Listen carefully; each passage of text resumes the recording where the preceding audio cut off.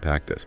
Have you ever, pondered a divine manifestation that embodies this almost explosive immediate power, but then at the same time, it extends this really profound and deeply personal connection? What if there was a deity sort of renowned across traditions for being the absolute fastest to respond, to a heartfelt call, appearing not through like the usual cycles of birth or long waits, but instantly, right when needed? Today, we are taking a truly immersive deep dive into the captivating world of Narasimha, the extraordinary half-human, half-lion avatar of Lord Vishnu. Our source material for this journey comes from some really insightful excerpts from a YouTube transcript from Best of TRS English, featuring Vinay Varanasi, who's incredibly articulate.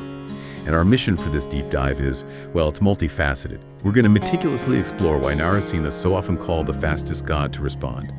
We'll delve into the exceptionally unique, often paradoxical nature of this divine form, and uncover the surprisingly intimate personal connections that devotees can forge with such an intense, formidable manifestation. You see, we're venturing far beyond just examining a mythological figure.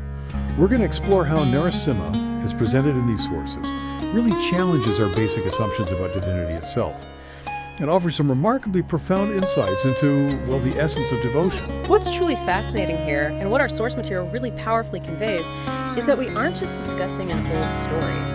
A legend passed down. This is a profound exploration of how divine forms are not only perceived by us, by humanity, but also how they dynamically interact with us, and crucially, how their very essence can challenge and sort of expand our usual frameworks for understanding the sacred. The core paradox highlighted right at the start in the source material, this really intriguing idea of it appears like it's this, but it's not this, that immediately sets the stage. It sets the stage for a unique and expansive understanding of divine presence. We're discussing a manifestation that utterly defies simple categorization, doesn't it? Yet at the same time offers this immediate, incredibly intense and profoundly personal connection to those who, sincerely seek it. This isn't just about a powerful deity, it's about a dynamic, living relationship, one that consistently cuts through those conventional, maybe rigid understandings of the spiritual realm. That paradox is absolutely where we need to begin. Because when we first hear the name Narasimha, the immediate image is, that powerful fusion. Nar, meaning human. Simha, meaning lion. So half human, half lion. That's the basic description, right? The one that lets our minds grasp a form that seems, well, comprehensible at first glance. But here's where the insights from our source material take us somewhere really remarkable, deeper. Because the information immediately pivots from that simple description to something far more profound. The Bhagavatam, which for our listeners is a foundational scripture in Hinduism, focused on Vishnu's stories, it clarifies something absolutely crucial about Narasimha. It states very precisely that this form is not truly an animal and is not truly a human being. Instead, it is essentially what Vishnu is. Just pause on that for a second. Think about the weight of that statement. It appears to us as this composite dual form, but at its core, it's something beyond that perception, beyond the categories we instinctively try to impose. It's like a divine mystery presented in a form we can perceive, but only just. And that clarification from the Bhagavatam, it really drives home this central concept of an avatara. It's so crucial to get this. An avatar isn't Vishnu literally becoming just a lion or just a human. Rather, it's Vishnu manifesting in a specific way that operates like those familiar forms, interacting within our reality, you see, while at the same time retaining his infinite, fundamental, boundless essence. The analogy in the source helps clarify this beautifully. It says we're worshiping a boar. No, it appears we're worshiping a boar, but we're worshiping something that is operating like a boar. Ah, okay. So it's about the function, the operation, not the literal substance. Yes. Exactly. Applied to Narasimha, it means we're engaging with something that is operating like a lion. It's not a simple transformation like we might think of it physically. It's more like a divine presence intelligently using these forms, these masks almost, to interact with us, while always remaining intrinsically beyond such finite classifications. This really challenges our human tendency, doesn't it? To categorize everything, put it in neat boxes. And Narasimha, just by his form, forces us to confront this limitation. It urges us to appreciate that a divine form can be both manifest and transcendent simultaneously. It really invites you into that deeper understanding, that the divine can exist within these dualities, yet fundamentally transcends them, always greater than the sum of its apparent parts. So if I'm getting this right, this form isn't just a physical disguise for a specific job. It's almost a philosophical statement in itself, a window into Vishnu and divinity, like a symbolic manifestation teaching us about the boundless nature of the sacred. And that then leads us straight to the next crucial question. why this particular form, this incredibly unique, paradox-filled form? What was the actual catalyst for such an extraordinary, unconventional appearance? Well, if we connect this to the bigger picture, the why behind Narasimha's appearance is it's deeply profound. And maybe most strikingly, incredibly personal. The central narrative, which our source details so richly, reveals that Narasimha manifested because of a very specific challenge, a challenge posed to a devotee. The story, as many will know, unfolds with Prahlada, a young boy just unwavering in his faith, his devotion, and he's being relentlessly challenged by his own father, the formidable demon king Hiranyakashipu.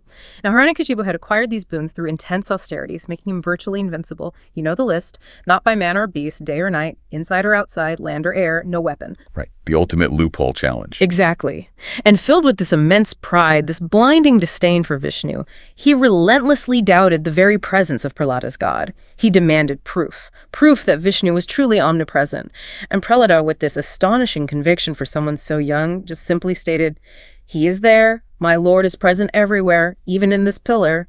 It was specifically to uphold the truth of his devotees' words, his bhaktas' words, and simultaneously to fulfill and cleverly circumvent Hiranyakashipu's boons that Vishnu manifested as Narasimha. Right there, from the pillar, half man, half lion, at twilight on the threshold, using his claws. Fulfilling all the conditions. Precisely. And the key point here is this wasn't for some grand cosmic war or a global crisis. It was a direct, immediate, intensely personal response for the sake of one single devotee. That really is incredible. It just highlights such an immediate, almost tenderly personal and powerfully responsive nature to this avatar. Our source material actually points this out, doesn't it? That it's probably one of the very few stories we see where a divine form manifests just for one person. It wasn't this grand sweeping event for all humanity. It was a direct, explosive, immediate answer to a devotee's absolute conviction and the challenge to his faith. So what does this tell us listening about divine intervention? It suggests pretty powerfully, I think, that unwavering faith, even from just one individual, can trigger the most extraordinary divine manifestations. It's a compelling testament, isn't it, to the sheer significance of a devotee's conviction, that faith can compel the divine to appear in a form tailored perfectly to the circumstances, transcending all our usual expectations. Precisely. This unique origin story, it profoundly shifts the focus away from those grand cosmic events that can sometimes feel distant, abstract, and brings it right down to the intimate, intensely personal connection between the divine and the individual soul. This act of appearing just for Prada reinforces that core idea. The divine isn't distant or aloof. Rather, it's intimately involved in the lives, the struggles of its devotees, especially when their faith is tested. And this singular act of compassion, of responsiveness, it also brilliantly sets the stage for understanding Narasimha's most famous trait, his immediate, powerfully protective nature, which we'll definitely get into more. This personal origin story truly informs everything about Narasimha's speed, his intensity, his protective power. It makes it clear his very existence is an answer to devotion. Okay, so just to briefly recap that core philosophical idea for a moment. We've established Narasimha exists within these apparent dualities, human-animal, yet at his essence, he's fundamentally beyond them. It's not about being one or the other, or even a simple mix, but something that transcends those categories completely. And this understanding, as the source points out, it isn't just intellectual gymnastics. It takes you into the essence of understanding the divine itself. It's an invitation for all of us, really, to look past the surface appearances and grasp a deeper truth about the boundless nature of divinity. So what does this all mean for how we generally understand divine forms? It strongly suggests they aren't limited by our human labels, our dualistic thinking, or our logic. They're fluid, dynamic expressions of an underlying infinite essence, appearing in forms that best serve a purpose, or, like with Prahlada, a specific devotee's need. It fundamentally challenges that tendency we have, doesn't it? To categorize, define, put things in boxes. But the divine, in its infinite nature, often defies those limits. Narasimha, by his very form, his manifestation, forces us to confront that, to really appreciate that a divine form can be both vibrantly manifest and utterly transcendent. At the same time, this inherent flexibility, this remarkable ability to be both this and not this, it's a recurring theme, a profound theme in the divine interactions discussed in our source. It's not just theology, it's a core insight into reality itself, maybe, where appearances can be deceiving and the true essence, the potential, always lies deeper. This understanding shifts our perception from static images to dynamic living presences capable of huge adaptability. And speaking of that profound immediacy, let's shift gears now to discuss the characteristic Narasimha is perhaps most famous for: his reputation as the fastest god to respond. This isn't just a casual saying, is it? It's a fundamental, deeply ingrained aspect of how this avatar is understood, revered, experienced. The source material explains how this immediacy manifests very clearly, emphasizing that with Narasimha, the response is direct, instantaneous, no delay. The core promise is stark. You call me, I'll come. I'm right there. You just have to call. No delay, no gestation period, no waiting for the right cosmic time. It's immediate, powerful, unwavering presence, ready the instant the call is made. And this is indeed a stark contrast, a very significant one, to other divine avatars or incarnations. The source explicitly highlights this. It says that with Narasimha, he didn't say, okay, I will come and then I will be born. I will sit in somebody's womb. Now, it happens in other avatars, but doesn't happen with this. Right. That's a huge difference. It really is. Think about the implications. Other major incarnations, like Rama or Krishna, often involve birth, growth, development, a timeline that fits our usual understanding of time passing. But Narasimha's appearance in Prahlad story was utterly instantaneous, erupting from a pillar, an explosive response to a devotee's call and faith. This unique immediacy, this lack of a waiting period, powerfully reinforces the idea of a divine presence that's truly ever-present, always accessible, perpetually ready to manifest at that precise, critical moment. It speaks to a deep responsiveness, a unique readiness to intervene that really sets Narasimha apart, makes him a symbol of instant divine grace, you could say. That's a truly powerful distinction. Yeah. It really highlights the direct, unfiltered nature of his power and presence. And this immediacy, this capacity for instant response, it isn't just a fascinating story detail from ancient texts. As our source material shows, it has very real, tangible, practical applications for devotees, especially in moments of great distress or, seemingly insurmountable bad luck. What's particularly fascinating here is exactly how this immediate, formidable power translates into protection, especially in areas that deeply concern us, like astrology and destiny. Our source points out that Narasimha can remove extremely unfortunate things that are written for you. He can wipe them out. Wow. Wipe them out. Yeah. This goes way beyond just general protection or comfort.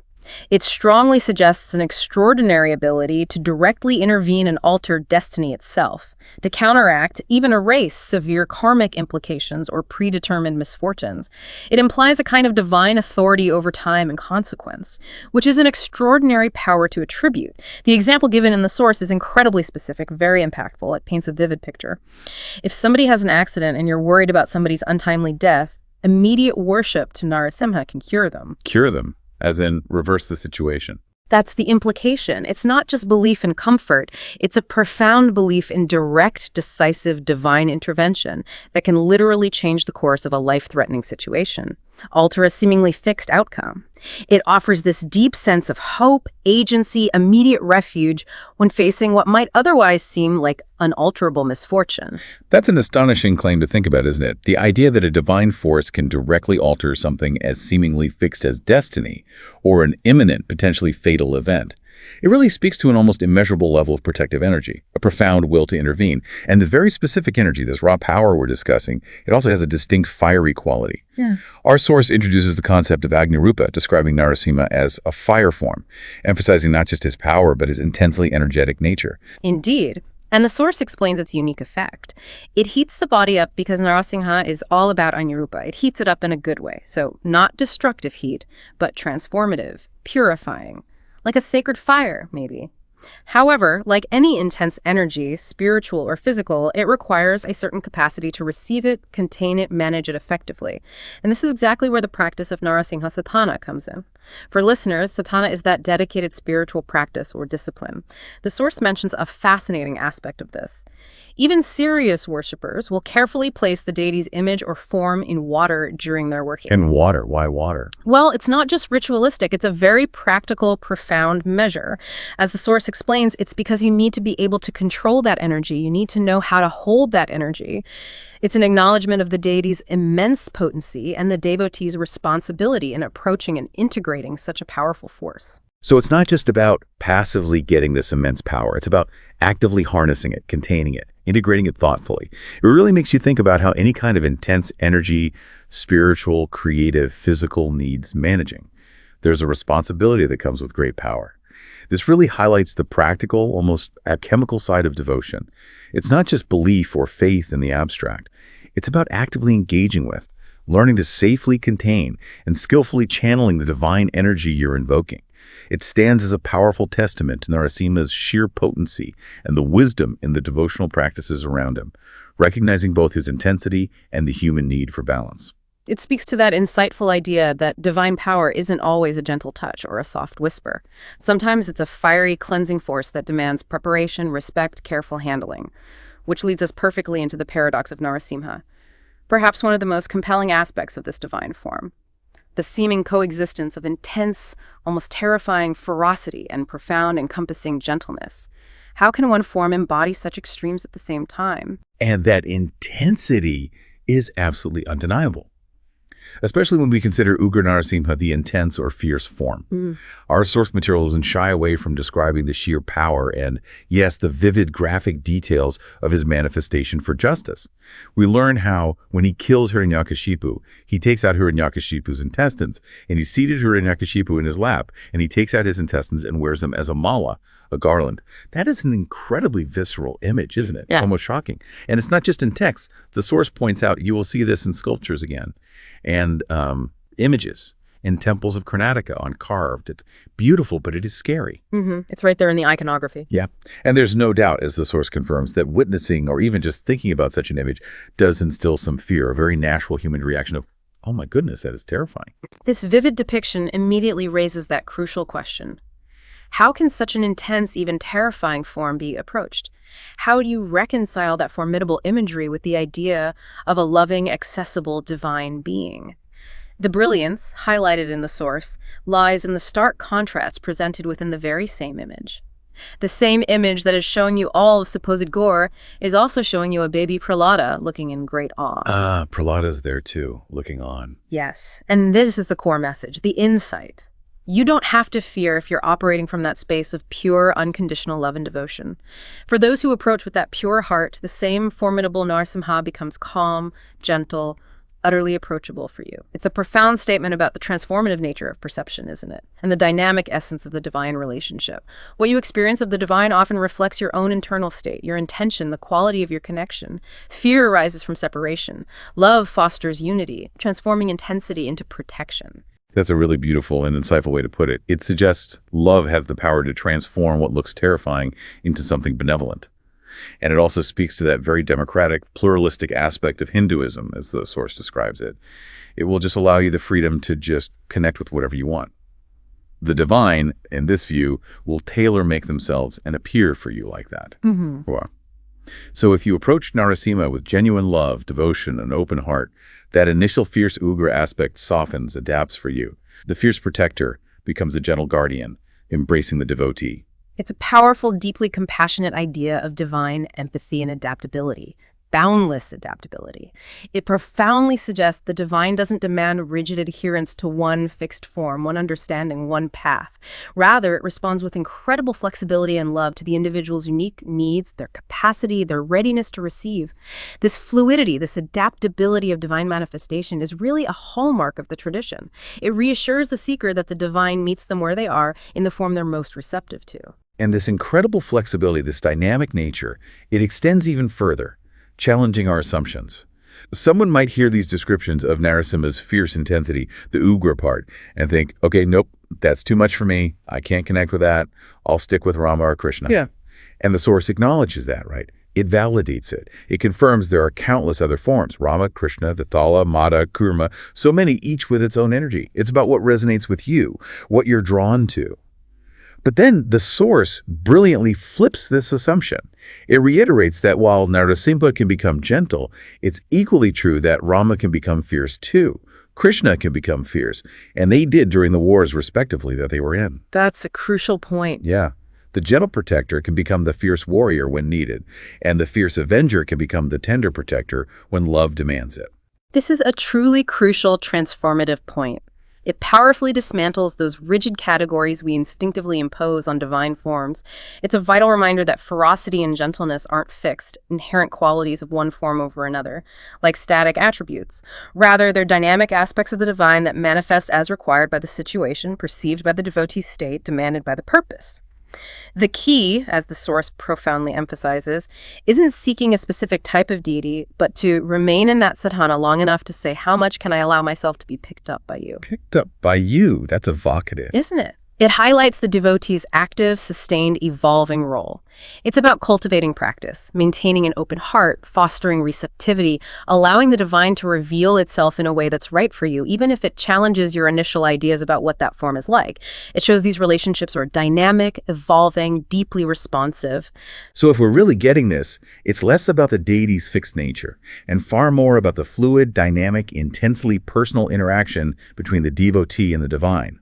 And this living interaction isn't just confined to ancient history or mythology. It's something that, as our source material compellingly highlights, continues to unfold in real-time experiences, right here, right now, for devotees today. What's truly fascinating here and deeply compelling is how this idea of Narasimha's enduring, active presence moves beyond old stories into a palpable, living reality.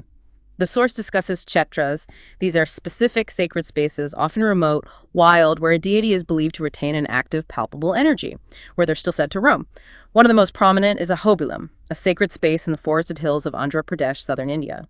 This site is traditionally identified as the very spot where Narasimha manifested and killed Hiranyakashipu. The actual spot. Yes. But it's important to get this. Ahobilam isn't just some convenient temple you pop into. It's a wild, untamed forest, a challenging wilderness.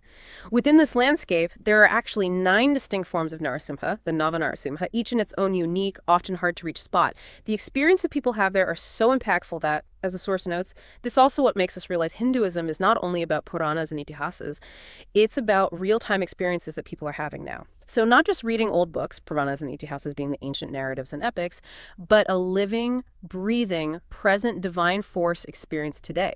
That's incredibly powerful. The idea of a continuous felt divine presence in a physical place.